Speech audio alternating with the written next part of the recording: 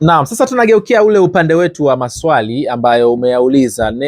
Last time interview tunafanya tulisema kwamba kutokana na maswali, segment ya maswali, na ndo hii pia imefika. Kwa hiyo hapa mimi nitakuwa nasoma swali moja baada ya jingine. Na kuna mvua inanyesha nje jamani. Kwa hiyo sauti ikiwa tofauti tusameane pia. Swali la kwanza ambalo leo limeulizwa ni la Aisha George, na nimesema leo nianze na ladies first, mwanamke. Aisha anaulizaje? Ulisema kwamba hivi vita vikipigana mafuta yatapanda bei. Vipi asali zake na huku kwetu Tanzania na Afrika kwa ujumla? Tunamjibuje Aisha? Ni kweli yamepanda bei na naweza nikasema kwetu yamepanda, lakini sio kama wengine. Na sehemu nyingine imepanda kwa asilimia kubwa zaidi. Kwa hiyo kweli yamepanda bei. Ila mimi na swali na angalizo moja. Na hii ni maoni yangu binafsi. Tumeona amepanda bei nadhani asilimia 13. Lao ningekuwa mimi nina vituo vya mafuta au na petrol station ninauza na nikataka biashara yangu iendelee kuwa na baraka. Unajua baraka ni vipi? Ni pale Mungu anapokuridhia na anapopenda, kwa hiyo atakubariki. Kitu kinapokosa baraka ni kwamba Mwenyezi Mungu hajaridhia kile kitu chako au wewe. Na uungwana, mafuta ambayo ninayo mimi sasa hivi ambayo nimeyanunua kwa bei ile ambayo sio yenye kupanda, mfano nimeyanunua kwa shilingi 1000, ningiauza mpaka yaishe kwa bei ambayo ya ile ya shilingi 1000. Nitakaponunua mzigo mpya ndo ambao bei yake imepanda, ndo nitapandisha bei. Lakini mzigo ambao upo wa sasa hivi nikiuza kwa bei ya kupandisha, ina maana najilimbikizia faida ambayo sio uungwana, na huenda ikaingia, kuna asilimia kubwa sana kuingia kwenye dhulma. Na mfano kwa sisi Waislamu, Mtume SAW anasema yasiru wala tuasiru, fanya wepesi wala usifanye ugumu. Kwa sababu unapopandishia mtu bei kwa stoko ambayo ulinunua kwa bei ya kawaida, alafu umeipandisha bei kama kwa bei ya stoka ambayo utakuja kuinunua ambayo ni ya juu, unakuwa umefanyia ugumu watu, unakuwa ni kama umewadhulumu na unakuwa hujatenda uungwana. Kwa hiyo lau mimi ningekuwa na kituo changu cha mafuta na natamani Mungu aendelee kunibariki na aridhie, ningiuza stoki yangu ya sasa hivi kwa bei ya kawaida. Itakapoisha nitanunua stock nyingine ambayo bei yake ni ya juu, alafu nitaiuza kwa faida ya juu. Itakapoisha ile, alafu ukaja mafuta yameshuka, then nitashusha tena. Na tuchukulie nimeuza stock yangu ya sasa hivi kwa bei ambayo nimeinunulia, nikanunua stock nyingine nikauza kwa bei ambayo imepanda, nikapandisha accordingly. Alafu mafuta yakashuka, bado nina stock yangu ile ambayo nilikuwa kwa bei juu, nitaendelea kuiuza. Ikiisha then nikinunua stock nyingine ambayo imeshuka, nitaiuza kwa bei hiyo. Hii ni mimi binafsi. Yes, kwa hiyo kila mtu ana uhuru wake na akili zake. Yes. Nadhani swali la Aisha umelijibu kwa mtindo huu. Yes. Endelea kusoma maswali mengine. Swali jingine hapa ni la Shabani Mambo. Alafu pia niwaambie kitu kimoja. Tusifanye kosa moja. Watanzania tunaishi panic buy. Sasa hivi watu wanakimbilia kwenda kujaza mafuta na nini. Ina madhara kuliko faida. Kwa sababu inacholeta ni gap kati ya demand na supply. Demand ikiongezeka ghafla, supply ikawa haiendani na demand, bei itaongezeka zaidi ya mahitaji yanayohitajika. Nachoweza kuambia tupunguze mizunguko ambayo sio ya muhimu. Sawa? Let's say, na hii vitu tunatamani serikali ndio itoe mwongozo huu. Unaweza kukuta let's say sisi hapa, sawa, tunafanya kazi ofisi moja au eneo moja, kila mmoja ana gari yake. Kwa kipindi hichi tunaweza tukasema bana, leo tunatoka na gari ya Sma, nyinyi mnaacha magari yenu, tunaenda mimi na kudropini. Kesho tunatoka na gari yako wewe, kesho kutwa tunatoka na gari yake. Kwa hiyo itaepusha sisi kutoka na magari matatu na kupunguza matumizi ya mafuta kwa tukatumia gari moja. Okay. Na kama kuna mashirika ambayo yanaweza yakawasaidia wafanyakazi wao, especially mashirika ambayo yanajiweza, mashirika ya simu, mabenki na vitu kama hivyo, yanaweza kwa kipindi hichi ili kupunguza kila mfanyakazi kuja na gari yake, wakatoa usafiri kwa sababu ni kipindi cha mpito, sio muda mrefu. Wakatoa usafiri kwamba kila eneo tutatoa shuttle, kama ni Costa, kama ni nini, iwe inawakusanya.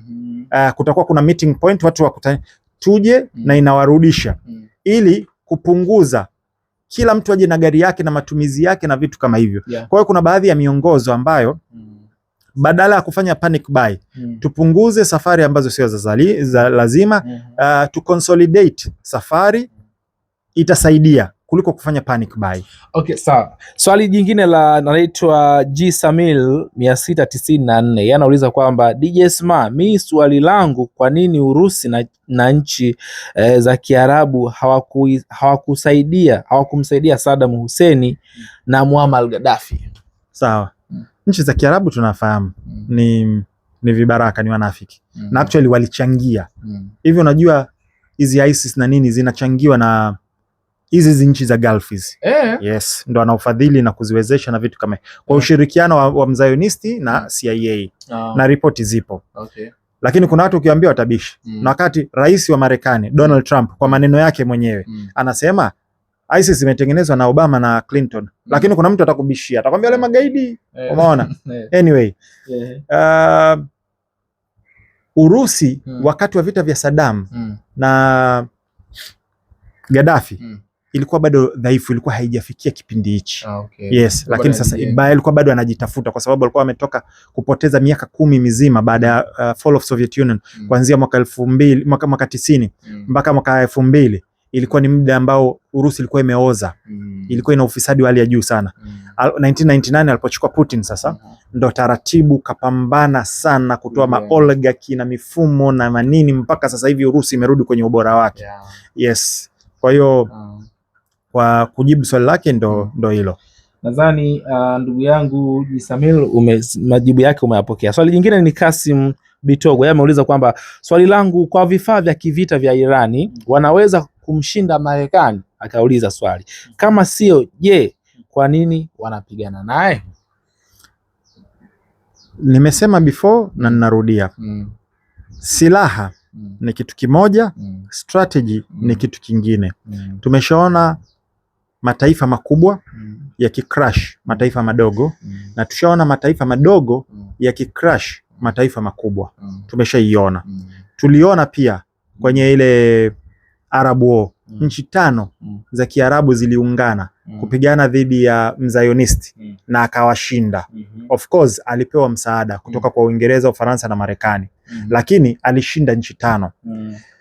Na tumeona Mjapani, kanchi kadogo, kaliitawala China, bonge moja la nchi ambayo ina watu wengi zaidi. Kweli. Tumeona nchi kama Rwanda, kanchi kadogo, kanavyoipeleka mputa Kongo, li nchi likubwa. Sawa? Na historia zipo historia kubwa sana katika vita. Kwa Waislamu wanafahamu Ghazwatul Badr. Walikuwa takriban 300. Wamepigana na jeshi zaidi ya watu elfu na umeona, lakini wakashinda. Kwa hiyo kuna wingi wa wanajeshi sio guarantee ya kushinda. Wingi au ukubwa wa silaha sio guarantee kushinda. Strategy ina umuhimu sana.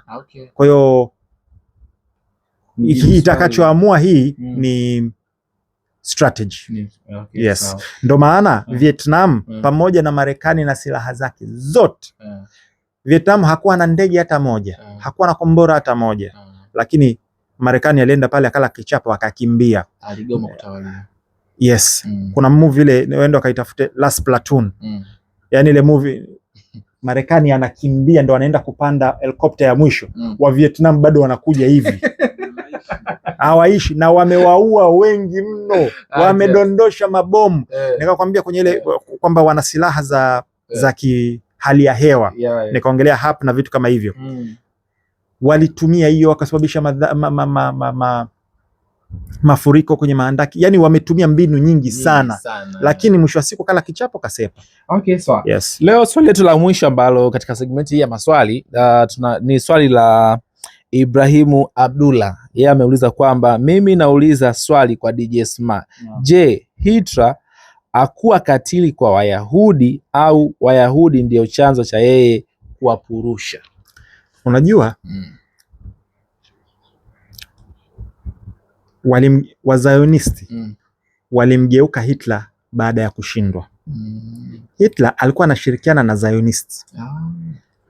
Wayahudi aliokuwa na waua yeye ni wale waliokuwa dhidi ya Wazionisti. Kuna makala ambayo niliyatoa yako kwenye SNS Premium, nikaelezea kwa urefu kabisa, kwa details kabisa. Zionism ndani yenyewe ya Wayahudi wenyewe kwa wenyewe walikuwa hawaikubali, na mpaka leo kuna Wayahudi ambao hawaikubali Zionism. Tushaona kuna wale wako Marekani na wengine hawaikubali kabisa. Sawa? Kwa sababu Zionism sio dini, ni harakati ya kisiasa ambayo inaenda kinyume na misingi ya Torah. Sawa?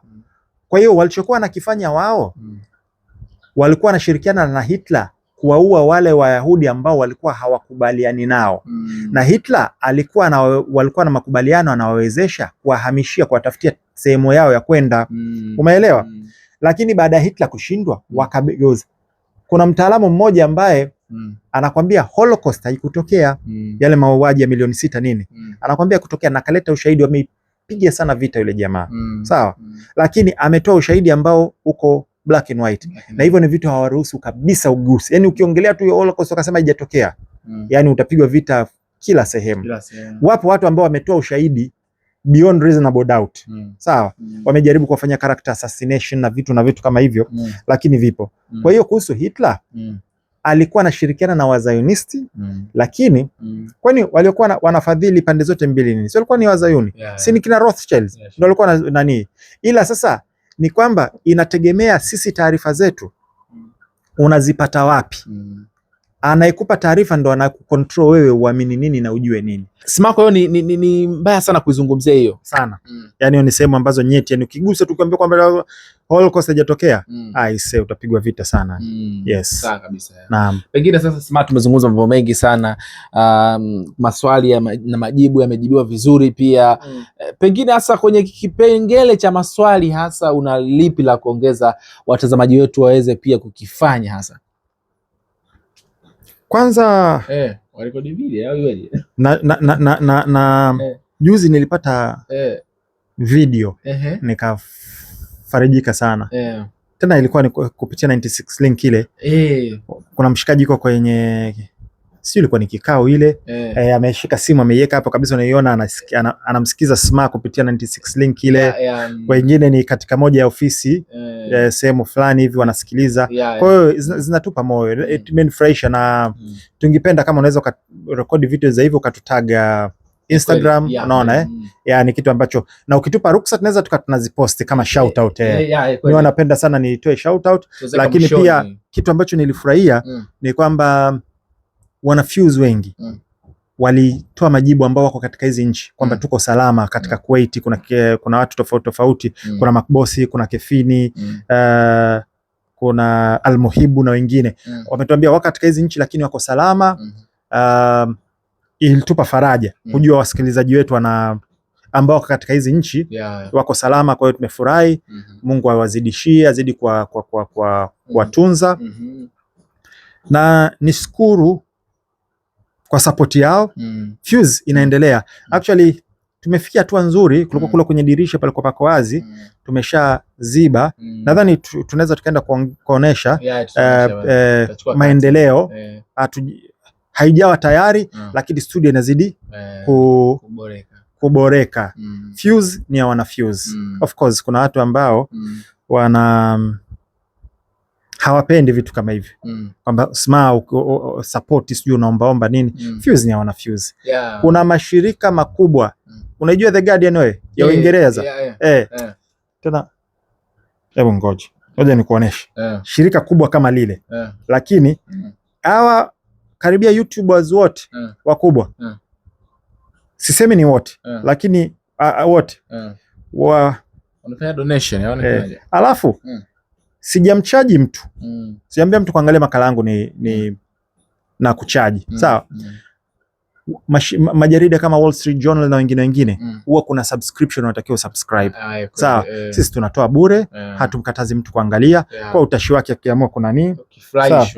Ukiwiwa na moyo wako pia. Nasema bwana, unaona hii? The Guardian. Wanaandika nini? Support us. Sawa? Jarida kubwa kama hili lakini bado linaweka kwamba kusupport shilingi ngapi na nini na vitu kama hivi. Sasa mimi juu kabisa pale. Hii hapa mimi okay, ngoja nikuoneshe. Support bana, hii ipo kabisa kweli. Hawa tena ni nani hawa? WSJ Wall Street Journal. Hawa inatakiwa kabisa ulipie. Subscribe au sign in. La sivyo hawakupi taarifa. Sisi jamani, sima ni mdogo. Ila hujalazimishwa kama utakusupport Kiroho Safi, acha ambao wanataka kusupport Kiroho Safi. Ila mimi na appreciate sana. Na ndio maana tunafanya ninachokifanya. Tunaendelea. Mungu atubariki. Naam. Sima bana, mimi nikushukuru pia kwa hichi ambacho unaendelea kutoa elimu. Tutaangalia pia hapa katikati kwa sababu unajua madini ambayo tumeyatoa haya yanatosha kaza kukava hata siku 2 au ngapi. Kwa hiyo tutaangalia kesho kuto kama ikishindikana, lakini tuna promise within a week kabla haijaisha tutafanya pia nani moja hata yote. Tutaona kabla kadi matokeo. Kuna baadhi ya vitu natamani kama leo nimeitoa hii hapa ambayo unajua vitu kama hivi vinachukua, hiyo ni ya dakika 22. Imenichukua siku nzima kuedit na kufanya research na zinachukua sana muda. Kuna zingine kama 2-3 nataka niziandae ambazo pia zitafungua watu. Naomba Mungu akinijalia nafasi na vitu kama hivyo nitakuwa nazitoa hapo. Watu unajua, ngoja nikwambie kitu. Mfumo unaotumia mimi wa facts and logic na kila kitu kwenda kwa ushahidi inachukua muda sana na inahitaji kuitengeneza, kufanya research na kuideliver. Watu wengi sana njia hiyo wanaikwepa. Ingekuwa mimi ni mtu ambaye ni wa kuweka simu na nikaongea hivi kwa siku ningekuwa natoa video 100 kwa sababu vitu viko kichwani tu. Sawa, lakini mfumo wangu mimi sio rahisi, sio lakini ni ambao unaenda na ushahidi na vitu kama hivyo. Umeona mwisho wa siku niwashukuru sana kwa support yao, alhamdulillah. Na sehemu ambayo tumekosea, tumeteleza, mimi ni binadamu, sio kwamba ninajua kila kitu. Tuko tayari kurekebishwa kwa ungwana na ustaarabu, ruksa. Lakini pia nipongeze pia ile elimu yako ya mwanzo wakati nauliza maswali juu zile kwenye afya pale. Kiukweli watu walitirika sana, walipenda yani kwenye afya pale. Nimevia tu nimesahau kuchukua baadhi ya maswali kusema kweli watu walipongeza sana kwenye afya pale. Sisi tuna wajibu wa mfano kama kwa Uislamu tuna wajibu wa kufaidisha wengine tunapokuwa tuna nafasi ya kufaidisha wengine. Kwa hiyo elimu sio kwamba ni mali yangu mimi au akili sio ni mali yangu mimi. Fama bikum min ni'matin min Allah fa min Allah. Neema yoyote mlionayo basi imetoka kwa Mwenyezi Mungu. Kwenye Biblia inasema ni kwa neema ya Bwana. Kwa hiyo sio ujanja wangu, sio nguvu zangu. Lazima tuelewe. Kwa hiyo Mungu anapenda sana anapomwezesha mja yule mja awe mwenye faida kwa wengine. Katika viumbe ambao ni wapenzi kabisa kwa Mwenyezi Mungu ni viumbe ambao wanawafaidisha viumbe wengine, ni viumbe ambao wanawasaidia viumbe wengine, ni viumbe ambao wanafanya maisha ya viumbe wengine kuwa na wepesi. Hawa ni viumbe ambao ni wapenzi sana kwa Mwenyezi Mungu. Kwa hiyo kama unataka shortcut ya kupendwa na Mwenyezi Mungu, Mungu akubariki, Mungu akufanyie wepesi, Mungu akuridhie kuwa ni mtu wa kufaidisha watu, kuwa ni mtu wa kuneemesha watu, kuwa ni mtu wa kusaidia watu, na utakapoweza usiwe ni mtu mwenye kudhuru watu. Umeona ni moja ya vitu ambavyo Mungu anapenda sana watu wa aina hii. Kwa hiyo ninaona kwamba sio ujanja wangu, sio kwamba mimi ninajua sana. Ni neema Mwenyezi Mungu, najiona nina wajibu kidogo nilicho nacho nimfaidishe mtu. Sawa. Naam. Ni ombi langu moja jamani, kama alivyozungumza DJ Sma, jirekodi video au shoot clip yoyote ile, tumia DJ Smart tag au fanya njia yote ile. Kuna message, kuna njia nyingi sana za kuna. Bahati nzuri pia nitamwambia Smart ataje namba yake, japokuwa pia tutaiweka hapo. Tuma video, natamani sana siku nyingine tunapoingia kwenye maswali kama hivi tuna play hata mtu mmoja pale anaangalia ama anauliza swali, whatever itakapokuwa itakuwa ni nzuri zaidi. Nasema jina nani na unasikiliza kutokea wapi? Yes. Smart, tajie namba zako. 0 okay, kama kwa sababu kuna wengine wana support pia kutoka nje ya nchi. Jumlisha 255 255 0764 124 Tuirudie. +255 764 124 124. Asante sana. Shukran sana. Okay, poa. Mtazamaji, nikopo na DJ Smart, naitwa Victor Madaha, Bianzo kamera nikopo Riziki bwana. So kuna maendeleo. Studio yetu inaenda mdogo mdogo. Kwanza tumeweka mlango. Very good quality UPVC. Wataalamu ambao mnafahamu. Kuna progress ambao nakumbuka hapa kuna dirisha ilikuwa ni empty. Kwa hiyo tumeshaweka ubao hapa, tumeshaziba. Hapa the design inayotakiwa ije inchi 85 inakuja nakaa hapa. AC itakuja itakaa hapa. Hii hapa ni kwa sababu ya soundproofing. Tutakuja kuiweka kwa mbele and so far tunaendelea mdogo mdogo. Hii ndo sehemu ya kueditia kwa sababu sasa hivi of course bado haijawa tayari. Kuna baadhi ya vitu mazagezage, studio yetu inaendelea. Yote hii ni shukrani kwa Wanafuse. Alafu kuna wakali sana ambao ndo wameweza kutengeneza hizi furniture. Nitakuelekezeni. Ila yote naomba nitoe shukrani sana kwa Wanafuse. So far hii ndo progress ya support yenu. Mungu akijalia sasa hivi ndo tutakuja tutaweka IC. Mungu akijalia tutaweka TV hapa kwa sababu ya visual analysis na vinginevyo. Shukran sana. Bye.